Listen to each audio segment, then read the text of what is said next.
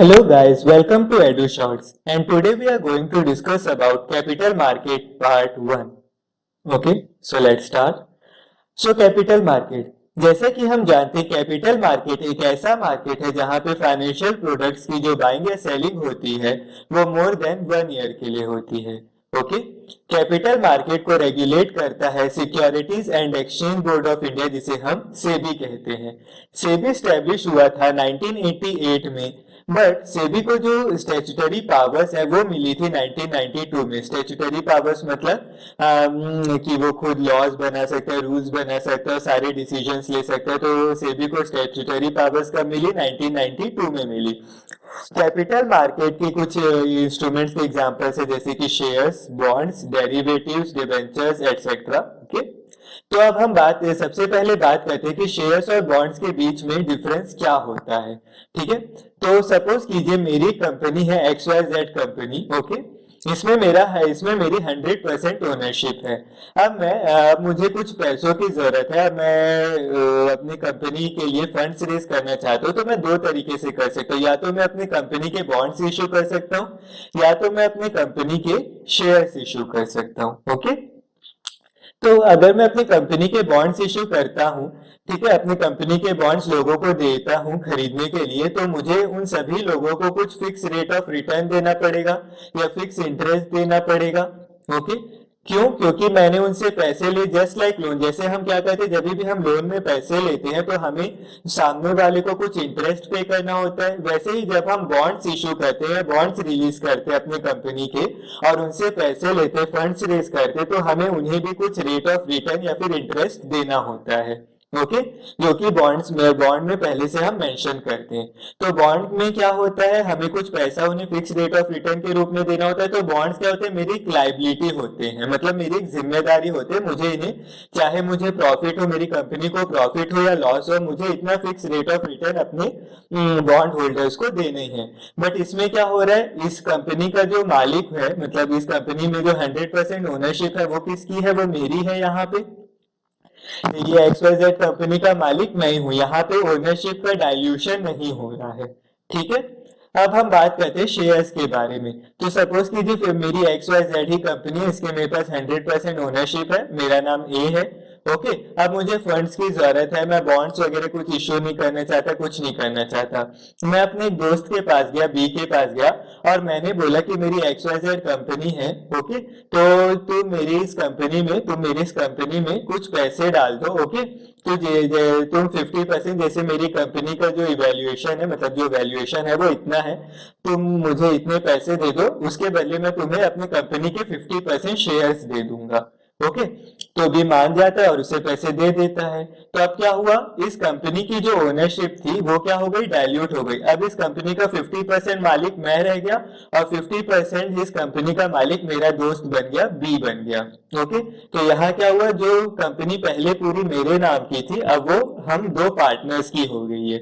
Okay, क्यों? क्योंकि यहाँ पे मैंने अपने कुछ जो शेयर्स थे, जो अपने राइट थे, वो मैंने अपने दोस्त को बेच दिए, अपने कंपनी के शेयर्स उसे बेच दिए. अब 50% हिस्सेदारी मेरी रहेगी और 50% की जो हिस्सेदारी है वो उसकी रहेगी. ओके, तो इसमें क्या है, मुझे कोई भी फिक्स रेट ऑफ रिटर्न नहीं देना है. अगर प्रॉफिट हुआ तो वो भी हम आधा आधा बांट लेंगे और अगर लॉस हुआ तो वो भी हम आधा आधा बांट लेंगे. ओके, तो ये एक बेसिक डिफरेंस था शेयर्स एंड बॉन्ड्स के बीच. हाँ, अब हम आगे आते हैं. तो स्टॉक मार्केट और शेयर मार्केट के बीच बेसिक डिफरेंस क्या होता है? तो स्टॉक मार्केट एक ऐसा मार्केट है जहां हम bonds, derivatives, mutual funds, shares, इन सभी की ट्रेडिंग करते हैं, मतलब बाइंग या सेलिंग करते हैं. तो इसे हम क्या कहते हैं? स्टॉक मार्केट कहते हैं. और वहीं अगर हम सिर्फ शेयर्स की ट्रेडिंग करते हैं, मतलब अगर हम सिर्फ शेयर्स की बाइंग या सेलिंग करते हैं, तो इसे हम क्या कहते हैं? इसे हम शेयर मार्केट कहते हैं. तो स्टॉक मार्केट क्या हो गया? एक ब्रॉडर टर्म हो गया जहां पे इन सभी चीजों की बाइंग और सेलिंग होगी. और जो शेयर मार्केट है वो एक स्मॉलर या फिर एक सबसेट हो गया स्टॉक मार्केट का. Okay, now coming to stock exchange. तो स्टॉक एक्सचेंज क्या होता है? स्टॉक एक्सचेंज एक ऐसा प्लेटफॉर्म होता है जहां से मैं लिस्टेड कंपनी, जितनी भी लिस्टेड कंपनीज होती है जो अपने शेयर्स को बाय या सेल करना चाहती हैं, उन सभी के शेयर्स मैं खरीद सकता हूं। मतलब स्टॉक एक्सचेंज क्या होता है, एक प्लेटफॉर्म होता है जहां पे कंपनीज आती है, अपने शेयर्स की बाइंग या सेलिंग करती हैं और लोग उसे खरीदते हैं। तो ये क्या है, प्लेटफॉर्म है, आप ये समझ लीजिए। तो जो दुनिया का, वर्ल्ड का जो सबसे ओल्डेस्ट स्टॉक एक्सचेंज है वो स्टैब्लिश हुआ था 1602 में, जिसका नाम है एम्स्टर्डम स्टॉक एक्सचेंज, जो कि नीदरलैंड में सिचुएटेड है। ओके, ये वर्ल्ड का पहला और ओल्डेस्ट स्टॉक एक्सचेंज है ऑफिशियल। अगर हम ऑफिशियल की बात करें तो एम्स्टर्डम स्टॉक एक्सचेंज है। वैसे 1698 में एक बहुत ही पॉपुलर स्टॉक एक्सचेंज बना था जिसे आज के डेट में हम लंदन स्टॉक एक्सचेंज कहते हैं। अब अगर हम इंडिया के बारे में बात करें तो 1870s में बॉम्बे के कुछ लोकल कम्युनिटी के पीपल्स थे जिनने NSSBA इस एसोसिएशन का एस्टेब्लिशमेंट किया था, जिसे हम कहते हैं native shares and stock brokers association. तो ये क्या थे, ये कुछ ग्रुप ऑफ पीपल था जो एक बनियान ट्री के नीचे आए थे और यहाँ से वो शेयर्स की बाइंग और सेलिंग कर रहे थे। ओके, तो उसके बाद 5 साल बाद ये जो NSSBA है, native shares and stock brokers association है, उनने वहीं पे बनियान ट्री के पास अपनी बहुत ही बड़ी और अच्छी बिल्डिंग बनाई दलाल स्ट्रीट में, जिसे हम बॉम्बे स्टॉक एक्सचेंज कहते हैं। आज के डेट में क्या कहते हैं हम, बॉम्बे स्टॉक एक्सचेंज या फिर BSE कहते हैं। ये उस टाइम एक रीजनल लेवल स्टॉक एक्सचेंज था। क्या था, एक रीजनल लेवल स्टॉक एक्सचेंज था। ओके, उसके बाद 1990 के बाद जो हमारी गवर्नमेंट है उसे महसूस हुआ, मतलब जो हमारे फाइनेंस मिनिस्टर मनमोहन सिंह जी थे और पीवी नरसिम्हा राव जो थे, उनने ये पाया कि हमें एक नेशनल लेवल स्टॉक एक्सचेंज की बहुत ज्यादा जरूरत है। तो उसके बाद हमारे देश में स्टैब्लिश हुआ NSE, जिसे हम नेशनल स्टॉक एक्सचेंज कहते हैं। ये हमारे इंडिया का पहला नेशनल लेवल स्टॉक एक्सचेंज था। ओके, क्योंकि उस समय तक BSE क्या था, एक रीजनल लेवल स्टॉक एक्सचेंज था। और उसके बाद 1995-96 के अराउंड BSE को भी हमने एक नेशनल लेवल स्टॉक एक्सचेंज बना लिया। वैसे कई लोग सोचते हैं कि हमारे इंडिया में सिर्फ 2 ही स्टॉक एक्सचेंज है, NSE एंड BSE, बट मैं आपको बता दूं कि 3 साल पहले तक हमारे इंडिया में ऑलमोस्ट 26 स्टॉक एक्सचेंजेस थे, क्योंकि बहुत से regional level stock exchange, then commodity stock exchange, जैसे बहुत सारे स्टॉक एक्सचेंजेस हमारे इंडिया में आज की डेट में अवेलेबल है।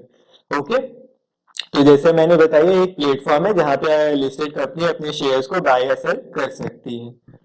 now going to the next topic, तो प्राइमरी मार्केट। प्राइमरी मार्केट क्या होता है, अगर सपोज कीजिए एक कंपनी है रिलायंस इंडस्ट्रीज, अगर इसे अपने शेयर्स रिलायंस इंडस्ट्रीज अगर इसे अपने शेयर्स बाय या सेल करने हैं डायरेक्टली कस्टमर्स को, ठीक है, मतलब क्या करना है, बाय करना है पब्लिक से या फिर सेल करना है। सेल कैसे करते हैं, अगर कंपनी कभी भी अपने शेयर को with help of IPO, FPO या फिर OFS।